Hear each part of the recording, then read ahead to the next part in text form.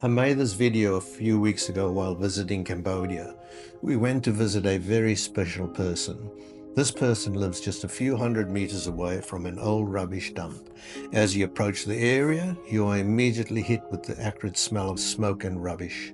This is where Cambodia's poorest struggle to survive, scrounging and scavenging through the dirt and rubbish.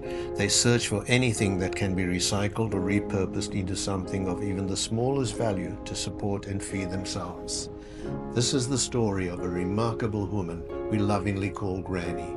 At 80 years old, she lives in Phnom Penh, Cambodia, and though she's not related to us by blood, we think of her as a family. Granny is an incredible woman, still caring for 3 children whose lives have been filled with hardship, hunger, and near starvation.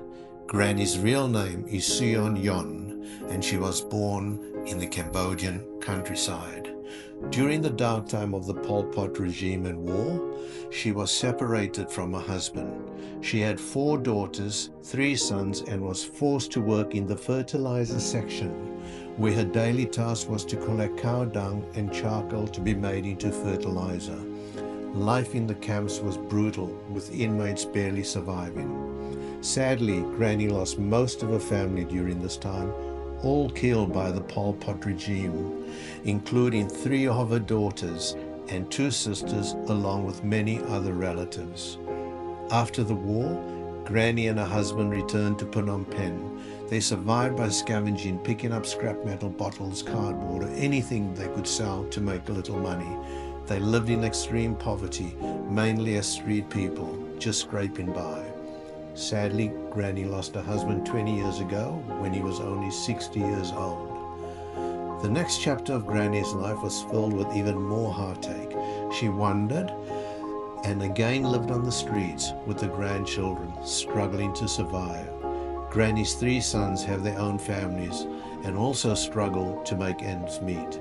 Some of these children married, but they too live in poverty due to a lack of education. They also earn a living by scavenging and cannot afford to support her. Fortunately, the Cambodian Children's Fund, CCF, heard about Granny's situation and brought her into their Granny's program. Through this, she was given a small hut, basic but safe, along with other elderly women in similar situations, of which there are many. She receives a small monthly allowance of rice, cooking oil, canned fish and vegetables. Her little home is an upstairs area where she and the children sleep at night, and she doesn't have to pay rent. At 80, when most people are slowing down, Granny is still raising 3 children, a 3-year-old, a 12-year-old and a 17-year-old. These children are part of the Cambodian Children's Fund sponsorship program that we have been involved with for many years. The 17-year-old boy has been in the program since he was just 2 years old.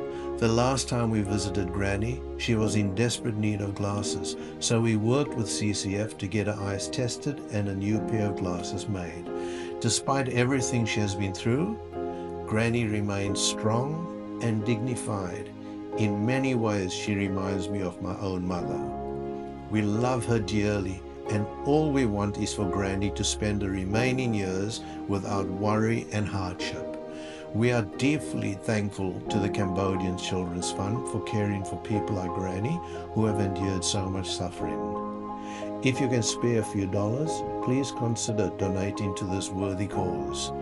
Cambodian Children's Fund.